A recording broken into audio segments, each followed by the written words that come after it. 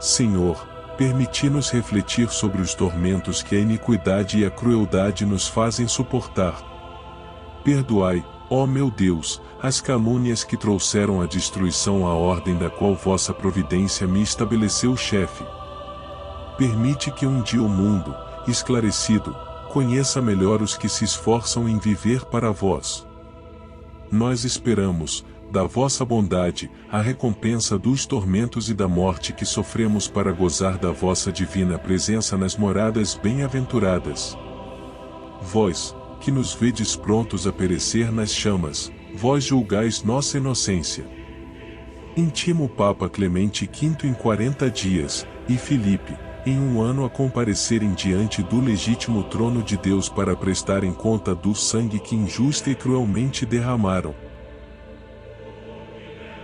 Vocês todos serão amaldiçoados até a 13ª geração. Com essas palavras, morria em 18 de março de 1314, o último grão-mestre da Ordem dos Templários, Jacques de Molay. Com ele acabava a glória e o esplendor dos pobres cavaleiros do templo.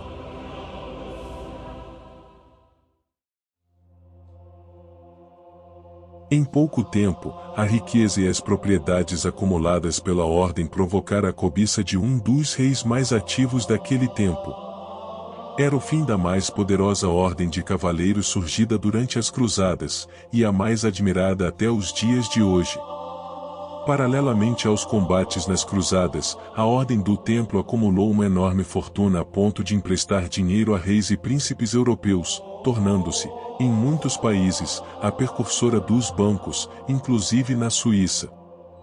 O patrimônio dos templários incluía mosteiros, fortalezas, terras aráveis, moinhos, além de muito ouro e prata, guardados nos cofres de suas sedes espalhadas pela Europa. Os templários tinham ainda seus próprios navios nos quais transportavam artigos de luxo do Oriente para a Europa, como sedas e especiarias. Tamanha riqueza pode ter contribuído para a ruína dos templários. Ao final do século XIII, o destino dos templários começou a mudar. Jerusalém foi sede da Ordem do Templo desde sua fundação em 1119, até a queda da Cidade Santa, tomada por Saladino em 1187. A sede templária foi, então, transferida para São João de Acre, onde permaneceu pouco mais de um século, até nova derrota para os muçulmanos em 1291.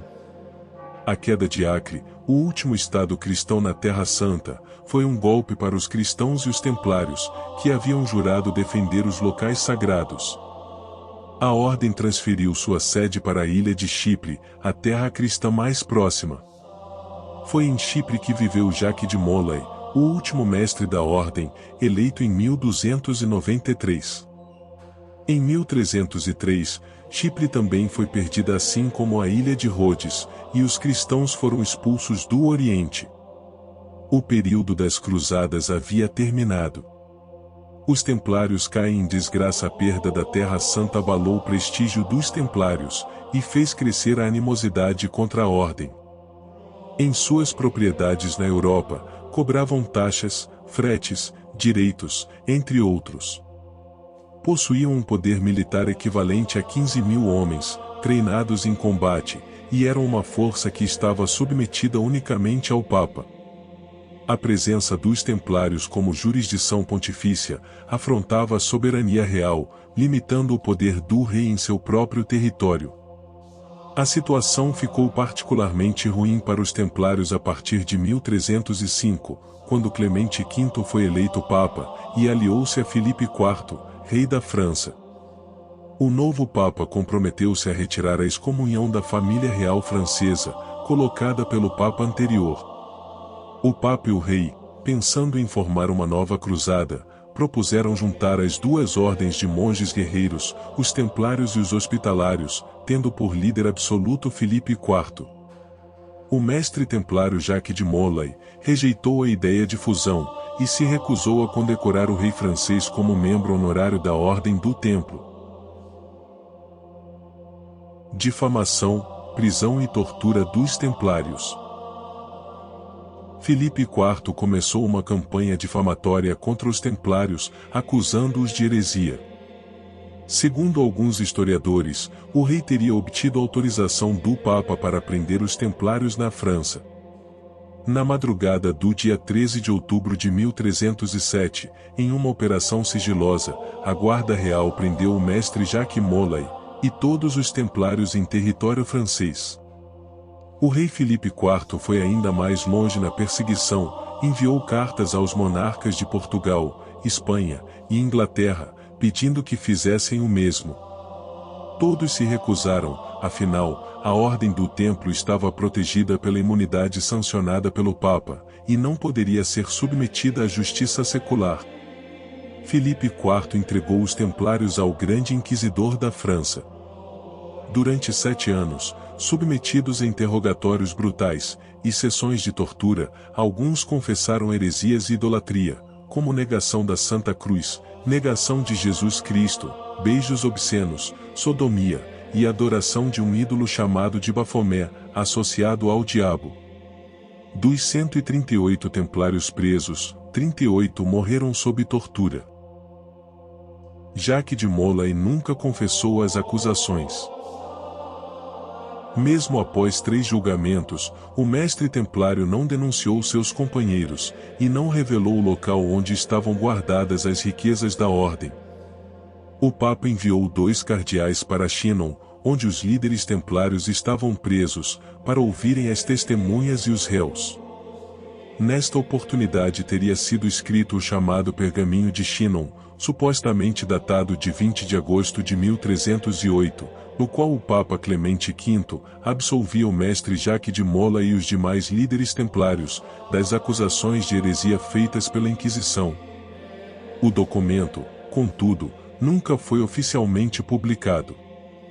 O rei Filipe IV, para legitimar sua atitude em nome do povo, e para impressionar o Papa, convocou em 1308 a Assembleia dos Estados Gerias, em Tours. A Assembleia aprovou a condenação dos templários, e o Papa recuou. Na abertura do Concílio de Viena, por volta de 1311 a 1312, o Papa Clemente V afirmou que, com base nos inquéritos realizados pela própria Igreja, bem como nos inquéritos civis, não havia prova concreta de culpabilidade dos templários. A notícia chegou ao rei Filipe, e ele rapidamente viajou a Viena acompanhado de seu filho Luís X, rei de Navarra, e da Guarda Real. O resultado do concílio foi a bula, Vox Clamantis, criada em 22 de março de 1312, que extinguiu a ordem do templo, e transferia seus bens para os hospitalários. Ainda restavam os prisioneiros. O rei da França pressionou o Papa para uma decisão definitiva. Em 1314, já em estado terminal de sua doença, um câncer intestinal, que o impedia de sair do leito, Clemente V ordenou que uma comissão de bispos tratasse da questão. Em 18 de março de 1314, diante dos líderes templários, os bispos leram a decisão: os prisioneiros ficariam em regime de prisão perpétua sob custódia apostólica. Jacques de Molay e Geoffroy de Charnay, contudo, levantaram-se bradando sua inocência, mesmo com sua assinatura forjada na acusação. Segundo a justiça da época, declarar inocência depois de ter se confessado culpado, significava ter mentido aos juízes da Inquisição, que era considerada uma falta gravíssima. Ambos foram entregues à justiça real. E Filipe IV ordenou que fossem levados à fogueira naquele mesmo dia. O cadafalso foi erguido no adro da igreja de Notre-Dame, em Paris. Amarrado à fogueira, Jacques de Molay proferiu as últimas palavras lançando a célebre maldição: vocês todos serão amaldiçoados até a 13ª geração. Amarrado na estaca com o fogo começando a arder sob seus pés, Jacques de Molay gritou em direção ao rei Filipe IV, suas últimas palavras. 42 dias depois, morreu o Papa Clemente V, em 20 de abril de 1314. O rei Filipe IV teve um derrame cerebral fulminante, em novembro daquele ano, 6 meses depois da morte do mestre templário, em 29 de novembro de 1314. Nos 14 anos seguintes, os 3 filhos do rei, seus sucessores no trono, vieram a falecer, encerrando a linhagem direta de 3 séculos da dinastia Capetinga. Se a maldição tenha ou não acontecido, ela sustentou lendas e versões sobre a história dos Templários. Serviu de base para a obra literária, série de romances históricos, em 7 volumes, de Maurice Druon, escritos entre 1955 e 1977. A obra inspirou 2 seriados de TV, com o mesmo nome, um de 1972 e outro de 2005. 4 séculos depois, quando o rei Luís XVI, um descendente de Filipe IV, foi guilhotinado, em 1793, um homem não identificado se aproximou do cadafalso e, mergulhando a mão no sangue do monarca, sacudiu no ar e gritou: "Jacques de Molay, foste vingado." Os arquivos destruídos alimentaram as lendas dos Templários, pois o arquivo central dos Templários ficava na ilha de Chipre, último reduto da ordem. Em 1571, os turcos otomanos que invadiram e tomaram a ilha, destruíram todos os documentos. O que restou a respeito dos Templários foram documentos escritos por seus algozes ou por cronistas que viveram muitos anos depois dos acontecimentos. Sem informações confiáveis, cresceram as lendas e as versões sobre a história da Ordem do Templo.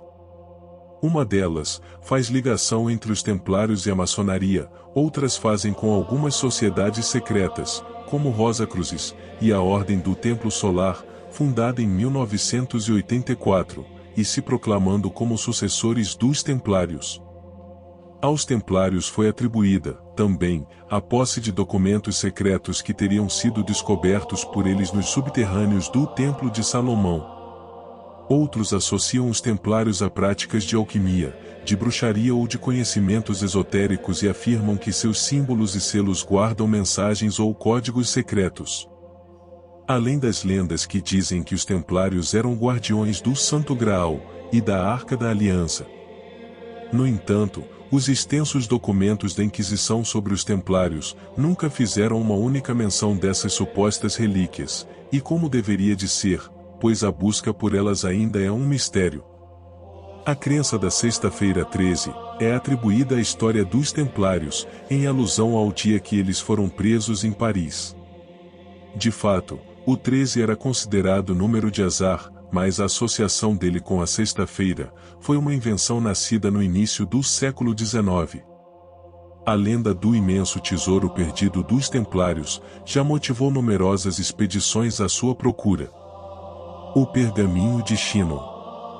Em 2002, a historiadora Bárbara Frale localizou nos arquivos do Vaticano o original Pergaminho de Chinon, produzido em 1308, no qual o Papa Clemente V absolveu secretamente os líderes da Ordem do Templo. A condenação e morte na fogueira foi, portanto, responsabilidade do rei Filipe, e não do Papa e da Igreja, como se supunha. Contudo, paira uma grande dúvida sobre a data exata do texto. A datação por métodos modernos consegue comprovar a data em que o couro da capa foi preparado, mas não a data em que o texto foi escrito. Há quem sustente que o documento tenha sido produzido após 1314, com a finalidade de atenuar a provável exposição da crueldade papal. Espero que tenham gostado desse vídeo, e foi uma inspiração fazê-lo pela emocionalmente história da morte de Jacques de Molay, grande líder da Ordem, que culminou com o fim dos Templários. Mas será mesmo que eles desapareceram totalmente? Creio que não. E vocês, o que acham?